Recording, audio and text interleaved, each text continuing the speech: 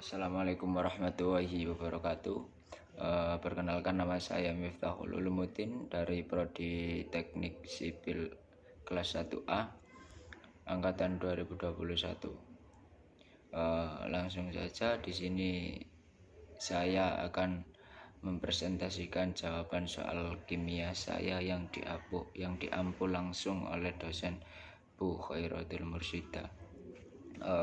Langsung saja, yang pertama, bagaimana proses pembuatan tembaga dan kegunaannya dalam bidang teknik. Di sini saya menjelaskan tentang pembuatan tembaga. Di sini ada 4 langkah. Tembaga diperoleh oleh biji chalcopyrite atau nama lainnya disebut CuFeS2 melalui beberapa tahap, yaitu tahap yang pertama, pengapungan atau yang disebut dengan flotasi. Biji diserbukan sampai halus, kemudian dimasukkan ke dalam campuran air dan minyak.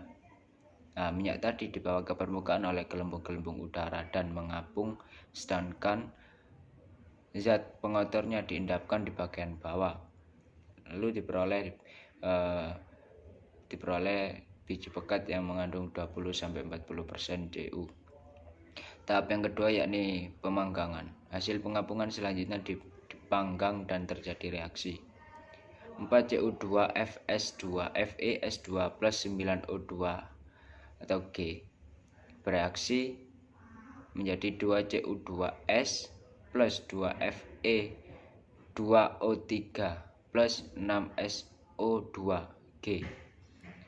Yang selanjutnya, tahap yang ketiga yakni reduksi.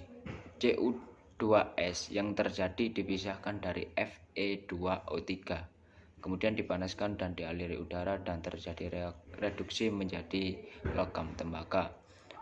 Pembuatan langkah yang terakhir yakni elektrolisis. Logam tembaga yang diperoleh dari reduksi masih bercampur dengan sedikit Ag atau perak, Au atau emas, Pt atau platina. Kemudian direduksi di katoda menjadi logam Cu. Adapun kegunaannya, pembuatan tembaga, setengah dari jumlah tembaga yang ditambang digunakan untuk membuat kabel listrik dan kabel konduktor. Banyak alat listrik menggunakan kawat tembaga karena memiliki konduktivitas listrik tinggi, tahan korosi, ekspansi termal rendah. Konduktivitas termal tinggi dapat disolder dan mudah dipasang. Jawaban yang kedua yakni perbedaan sel volta dan sel elektrolisis beserta contoh masing-masing. Untuk sel volta memiliki energi kimia. Energi kimianya bisa diubah menjadi energi listrik. Untuk sel elektrolisis, energi listrik diubah menjadi energi kimia. Untuk katodenya, kalau sel volta itu kutub positif, kalau sel elektrolisis kutub negatif. Untuk anoda itu, kalau sel volta kutub negatif, kalau sel elektrolisis kutub positif. Sedangkan reaksinya sel volta itu spontan dan reaksinya sel elektrolisis tidak spontan. Adapun contoh sel volta, aki dan baterai. Untuk contoh sel elektrolisis, proses penyembuhan logam.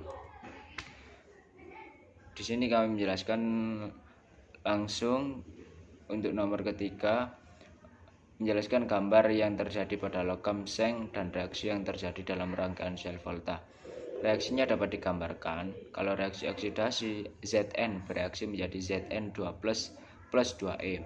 Untuk reaksi reduksi, Cu2 plus 2E bereaksi menjadi Cu. Dari reaksi oksidasi reduksi menjadi reaksi bersih pada sel, Zn plus Cu2 plus bereaksi menjadi Zn2 plus Cu. Penulisan dapat disingkat. Kalau Zn S kecil, kalau Zn2 plus Aq, kalau Cu2 plus Aq juga, kalau Cus kecil.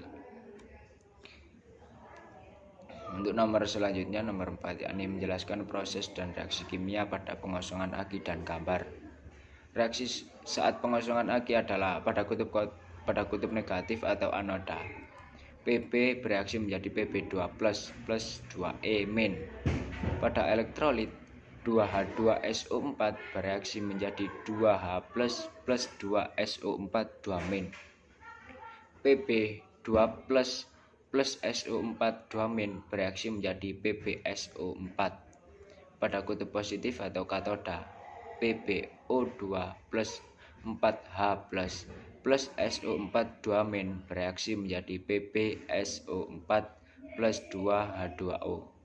Reaksi keseluruhan pengosongan aki tersebut adalah Pb plus Pb02 Pb plus PbO2 plus 2H2SO4 bereaksi menjadi 2PbSO4 plus 2H2O. Selanjutnya proses pengosongan akumulator. Proses pengosongan akumulator ini pada saat akumulator digunakan terjadi perubahan energi kimia menjadi energi listrik dan terjadi perubahan anode, katode, dan elektrolitnya.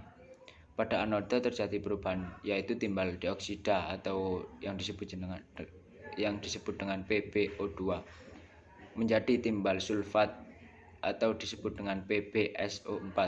Perubahan yang terjadi pada katode adalah timbal murni atau disebut Pb menjadi timbal sulfat atau nama lainnya PbSO4.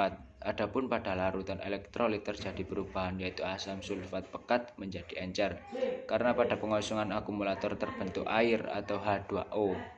Susunan akumulator adalah sebagai berikut. Kutub positif atau anode terbuat dari timbal dioksida atau disebut PbO2. Kutub negatif atau katode terbuat dari timbal murni atau Pb.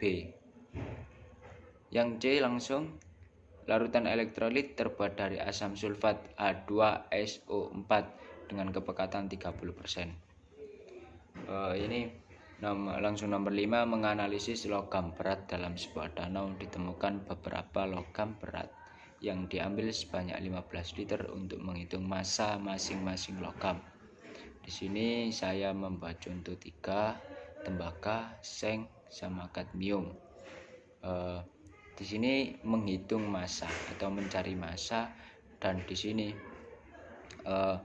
ppm-nya sudah diketahui semuanya. Jadi cara menghitung massanya adalah ppm kali volume. ppm-nya 0,0828 kali 15 kalau tembaga ppm-nya menjadi sama dengan 1,242. Dan selanjutnya seng juga begitu, ppm-nya 0,768 dikali 15 liter logam berat yang diambil tadi, jadi ppm kali volume tersebut 1,152.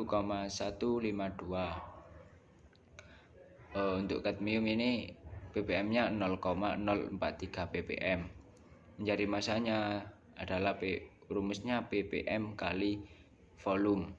Untuk ppm kadmium 0,043 dikali 15 menjadi 0,645.